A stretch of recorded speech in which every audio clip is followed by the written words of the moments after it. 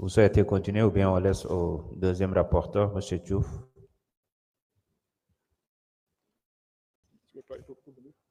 C'est bon? Allez-y. L'ordre du jour appelle l'examen du projet de résolution de mise en accusation devant la Haute Cour de justice de l'ancien ministre le Major Fall. Man nga ñu lire le rapport du projet de résolution.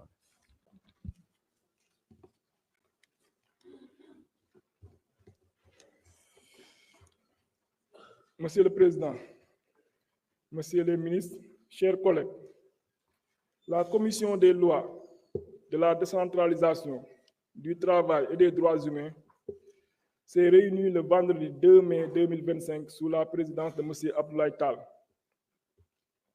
président de la dite commission, à l'effet d'examiner le projet de résolution portant mise en accusation devant la Haute Cour de justice de M. Ismaïla Madior Fall, ancien ministre de la Justice, garde des Sceaux.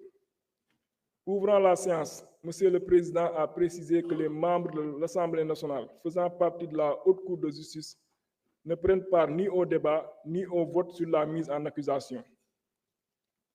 Conformément aux dispositions de l'article 18 de la loi organique numéro 2002-10 du 22 février 2002 sur la Haute Cour de justice. À cet égard, il a rappelé les 8 collègues membres titulaires de cette Haute Cour, à savoir M. Alioune Ndao, Mme Ramatoulaye Bodian, M. Youngar Dione, M. Amadou Ba, numéro 2, Mme Roki Ndiaye, M. Mohamed Aïb Salim Dafé, Mme Daba Wanyan et M. Abdou Mbow. Concernant les 8 membres suppléants, il s'agit des collègues suivants: M. Sambandang, Mme Oulimata Sidibé, M. Elaz Ababakar Tambedou, Mme Fatou Diop Sissé, M. Mouramani Kaba Diakité, Mme Marie-Hélène Dauphin Diouf, M. Maya Bembaye, Mme Fatou Sow. Monsieur le Président a ensuite informé que le président de l'Assemblée nationale a été saisi par M. Ousmane Diagne, ministre de la Justice, garde des Sceaux, par lettre en date du 14 avril 2025 ayant pour objet la poursuite pénale à l'encontre de M. Ismaïla Madior Fall, ancien ministre de la République. Cette correspondance a fait état d'une enquête qui a été conduite par la division des investigations criminelles relativement à des malversations commises sur une partie de l'assiette foncière initialement affectée au projet de construction du palais de justice de Pikine-Guédiawaye. La dite enquête a révélé une implication de l'ancien ministre de la Justice, garde des Sceaux, Ismaïla Madior Fall, dans des faits présumés de corruption et de concussion. En effet, le directeur des constructions du ministère de la Justice à l'époque des faits, entendu par les enquêteurs, a précisé qu'une surface de 2075 m² était réservée à la construction du centre de surveillance électronique, tandis qu'un terrain de 8800 m² avait été attribué au promoteur immobilier chargé de la construction de l'infrastructure. Le directeur a soutenu avoir été sollicité par le ministre de la Justice, Ismaïla Madior Fall, qui lui avait demandé de trouver un promoteur immobilier capable de lui réaliser des projets d'utilité publique sur la partie inoccupée de la surface attribuée au palais de justice Pikine-Guédiawaye. Poursuivant, le directeur affirma que le ministre avait privilégié pour le règlement des prestations offertes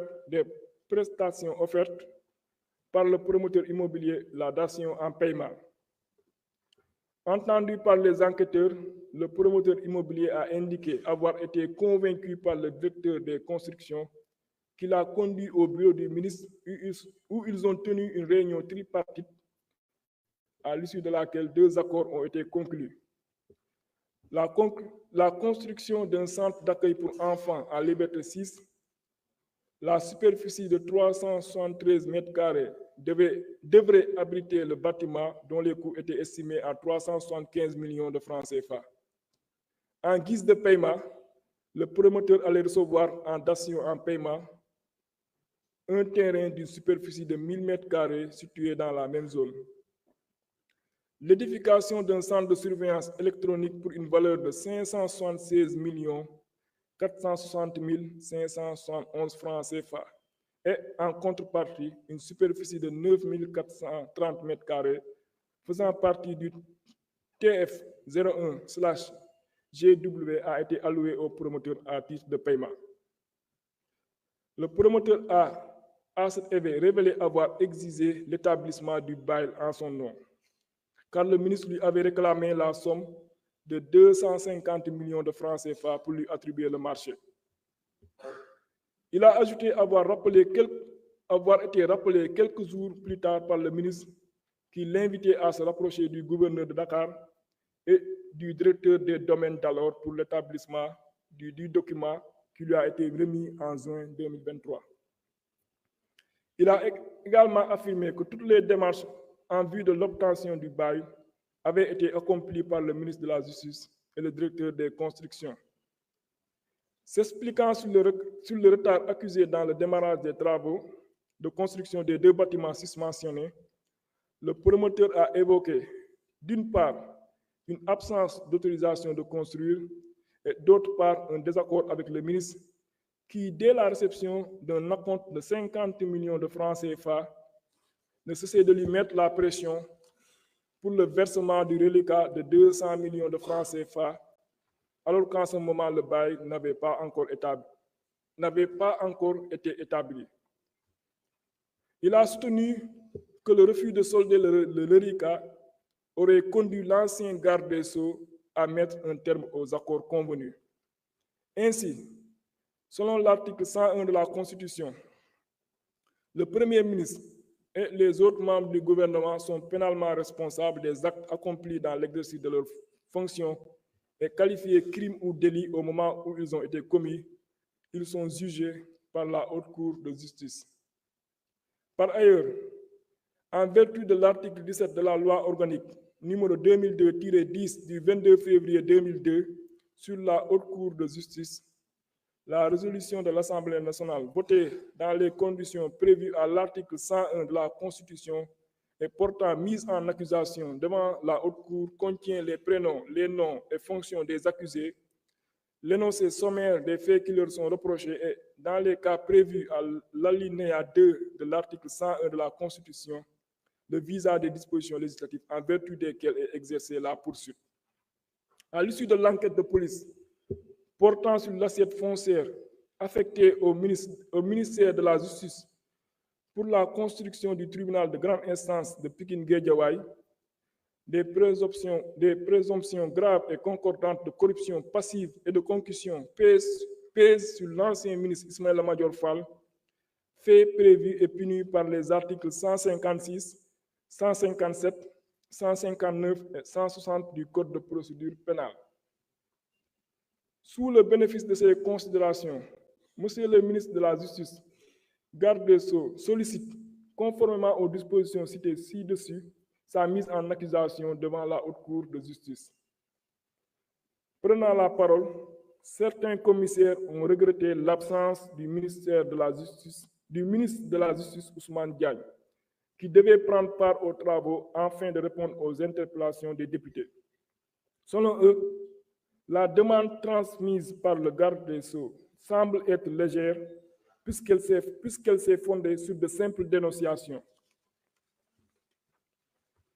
de faits présumés de corruption émanant d'une tierce personne qui se révèle être le corrupteur. Parallèlement, ils ont soutenu que compte tenu du fait que la convocation de la Commission des lois, de la décentralisation, du travail et des droits humains a pour objet l'examen du projet de résolution portant mise en accusation, il fallait non seulement mettre à la disposition des commissaires le dit texte en mentionnant tous les faits reprochés à l'ancien ministre, mais également l'ensemble des documents y relatifs.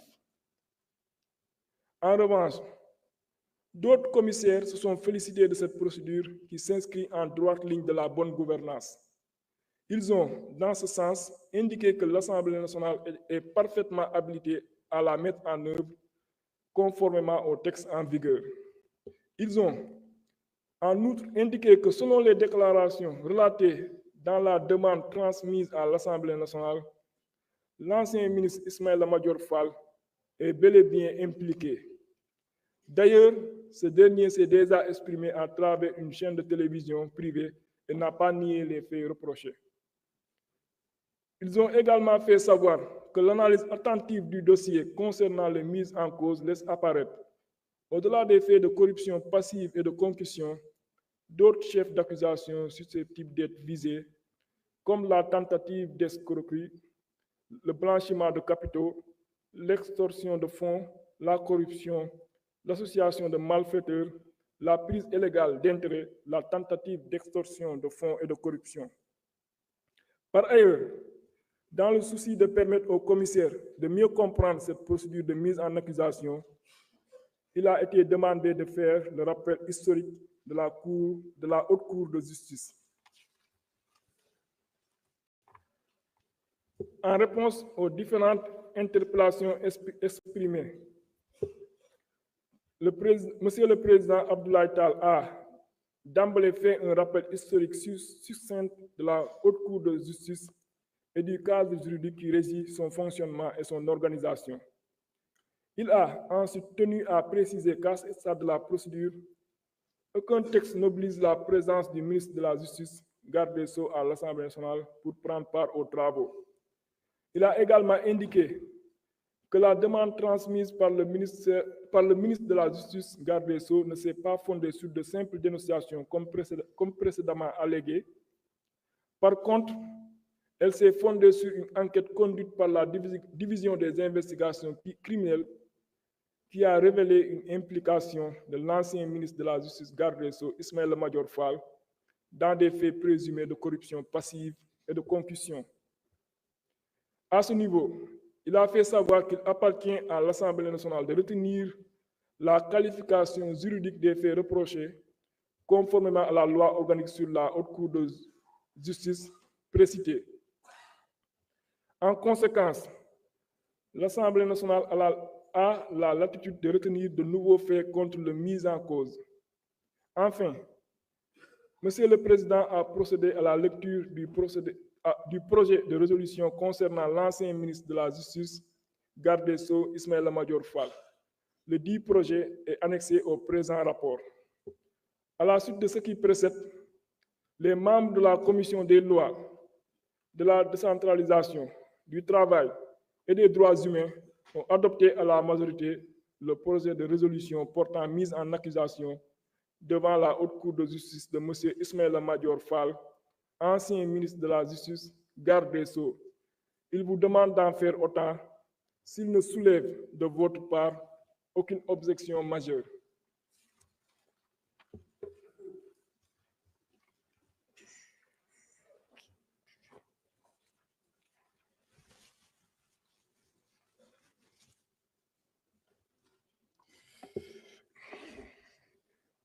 Je m'en vais lire le projet de résolution. Projet de résolution portant mise en accusation devant la Haute Cour de justice de M. Ismaïla Madior Fall, ancien ministre de la Justice, garde des Sceaux. La Commission des lois, de la décentralisation, du travail et des droits humains, après avoir délibéré en sa séance du 2 mai 2025, a adopté à la majorité le projet de résolution dont la teneur suit. Considérant que par lettre numéro 00288 MJ Cap/DC en date du 14 avril 2025, Monsieur le ministre de la Justice, garde des Sceaux, a transmis au président de l'Assemblée nationale une lettre sollicitant la mise en accusation devant la Haute Cour de justice de M. Ismaïla Madior Fall, ancien ministre de la Justice, garde des Sceaux. Considérant que par lettre numéro 3666 en date du 24 septembre 2024, Monsieur le procureur de la République, près du tribunal de grande instance de Pikine-Guédiawaye, a saisi la division des investigations criminelles pour l'ouverture d'une enquête contre Cheikh Gueye, représentant de la société Technologie Consulting Service, TCS, et éventuellement toute personne impliquée relativement à l'accaparement de l'assiette foncière du tribunal de Pikine-Guédiawaye. Des faits, il ressort que suivant décret numéro 2020-1281 du 8 juin 2020, l'État a affecté au ministère de la Justice une assiette foncière de 2 hectares 85 ar 14 centiares sur le plan d'urbanisme du développement PUD de Guédiawaye pour réaliser le palais de justice de Pikine-Guédiawaye. Entendu sur procès verbal, l'ancien directeur de la construction du ministère de la Justice, Mohamed Anas El Bachir Wan, a expliqué que lorsqu'il a pris fonction en mars 2022, il a saisi par correspondance le directeur des domaines et le chef du bureau des domaines d'un état des lieux de l'assiette foncière d'une superficie de 2 hectares 85 ar 14 centiares attribuée au ministère de la Justice, mais sans réponse. C'est ainsi qu'après la construction du tribunal de Pikine-Guédiawaye sur une étendue de 8327 mètres carrés, l'ancien ministre de la Justice, garde des Sceaux, Ismaïla Madior Fall, lui a demandé de sécuriser le reste de l'assiette foncière. Il a indiqué avoir été sollicité par le ministre de la Justice, garde des Sceaux, qui lui avait demandé de trouver un promoteur immobilier capable de lui réaliser des travaux d'utilité publique sur la partie inoccupée de la surface attribuée au palais de justice de Pikine-Guédiawaye. Poursuivant, il a affirmé que le ministre avait privilégié pour le règlement des prestations offertes par le promoteur le mécanisme de la datation en paiement. Sur ces entrefaites, il a présenté au ministre le nommé Cheikh Gueye. Confirmant ses propos, ce dernier, entendu, a soutenu avoir été convaincu par le directeur des constructions qui l'a conduit au bureau du ministre où ils ont tenu une réunion tripartite à l'issue de laquelle ils ont conclu les 2 accords suivants. La construction d'un centre d'accueil pour enfants à Liberté 6, la superficie de 373 mètres carrés devrait abriter le bâtiment dont les coûts étaient estimés à 375 millions de francs CFA. En guise de paiement, le promoteur allait recevoir en datation en paiement un terrain d'une superficie de 1000 mètres carrés situé dans la même zone. L'édification d'un centre de surveillance électronique pour une valeur de 576 460 571 francs CFA. Et en contrepartie, une superficie de 9 430 mètres carrés faisant partie du TF 01/GW a été allouée au promoteur à titre de paiement. Il a précisé avoir exigé l'établissement du bail en son nom, car le ministre Ismaïla Madior Fall lui avait personnellement réclamé la somme de 250 millions de francs CFA contre attribution des marchés. Sans désemparer, il a remis à ce dernier un acompte de 50 millions de francs CFA en espèces dans son bureau en présence de son directeur des constructions, Mohamed Anas El Bachir Wan. Ce dernier, entendu lors de l'enquête, a confirmé les déclarations du promoteur Cheikh Gueye en reconnaissant qu'il y a eu des discussions entre Cheikh Gueye et Ismaïla Madior Fall relativement à un montant que devait débourser le premier nommé pour la signature du contrat de construction du centre de surveillance de bracelets électroniques. Il rajoute avoir été témoin le jour indiqué par le promoteur de la remise effective par Gueye d'une somme d'argent en espèces à l'ancien ministre de la Justice, garde des Sceaux Ismaïla Madior Fall, dans son bureau. Il ajoute avoir rappelé quelques jours plus tard par le ministre,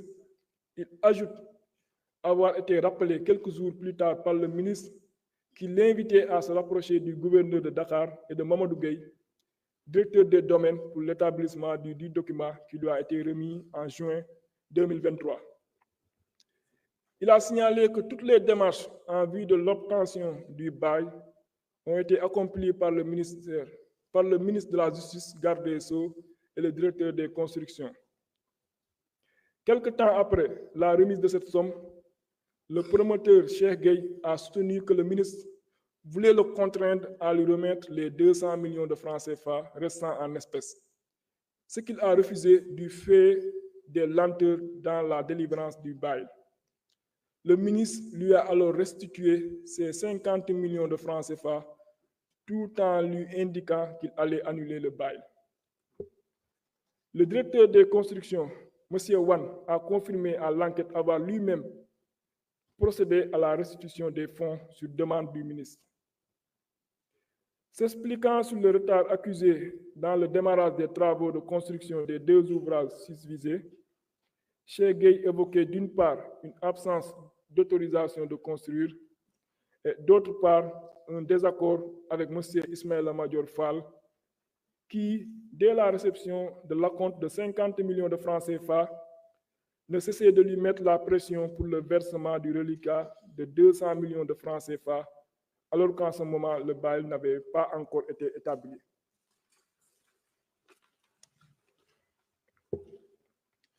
Il a soutenu que le refus de solder le reliquat a conduit l'ex-ministre de la Justice, garde des Sceaux, à mettre un terme aux accords convenus.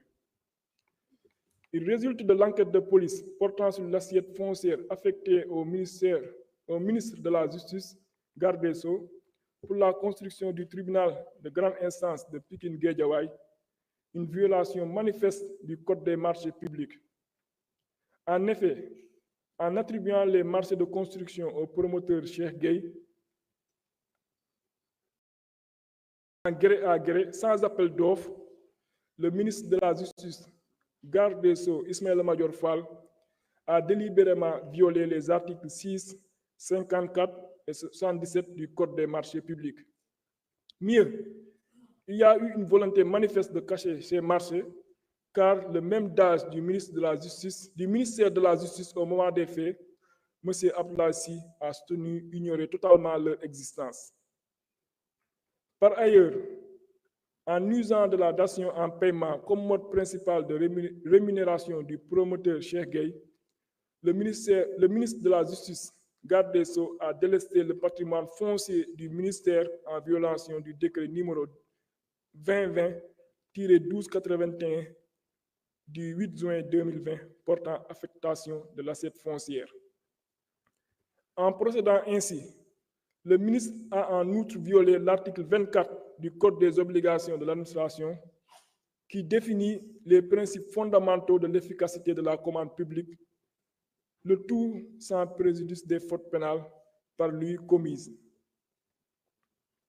Considérant que selon l'article 101, alinéa 2 de la Constitution, le Premier ministre et les autres membres du gouvernement sont pénalement responsables des actes accomplis dans l'exercice de leurs fonctions et qualifiés crimes ou délits au moment où ils ont été commis, ils sont jugés par la Haute Cour de justice.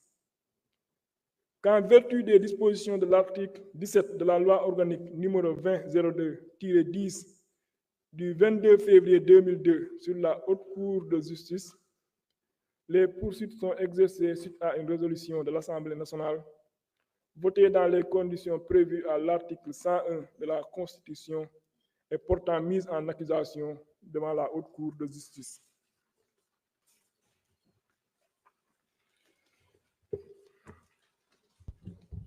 Considérant qu'il résulte de ce qui précède un véritable pacte de corruption impliquant le ministre de la Justice, garde des Sceaux, Ismaïla Madior Fall, considérant que les faits ci-dessus révélés laissent apparaître des indices et présomptions graves et concordants de nature à asseoir les infractions d'association de malfaiteurs, de corruption, de tentative d'extorsion de fonds, de concussion, de prise illégale d'intérêts, d'escroquerie, de blanchiment de capitaux et de complicité de ses chefs contre M. Ismaïla Madior Fall, ancien ministre de la Justice, garde des Sceaux. Considérant que lors de la commission de ces faits révélés par l'enquête de police, M. Ismaël Madior Fall exercer des fonctions ministérielles, considérant que ces faits sont prévus et punis par les articles 238, 239, 159, 160, 162, 372, 156, 157, 379, 45 et 46 du Code pénal et la loi organique 2024-08 du 14 février 2024 relative à la lutte contre le blanchiment de capitaux, le financement du terrorisme et la prolifération des armes de destruction massive, abrogant et remplaçant la loi numéro 2018-03 du 23 février 2018 relative à la lutte contre le blanchiment de capitaux et le financement du terrorisme. Que de tels faits méritent d'être portés devant la Haute Cour de justice. Décide de la mise en accusation devant la Haute Cour de justice de M. Ismaël Madior Fall, ancien ministre de la Justice, garde des Sceaux, conformément à l'article 101 de la Constitution, 17 et suivant de la loi numéro 20-02-10 du 22 février 2002, portant loi organique sur la Haute Cour de justice modifiée. Merci beaucoup. Nous allons laisser à l'honorable Ousmane Tchouf le soin de nous lire le rapport concernant notre collègue Salimata Diop. L'ordre du jour appelle l'examen du projet de loi de résolution de mise en accusation devant la Haute Cour de justice de l'ancienne ministre Salimata Diop. Monsieur Diouf, merci de nous donner lecture. Merci, Monsieur le Président. Monsieur le Président, Monsieur le Ministre, chers collègues.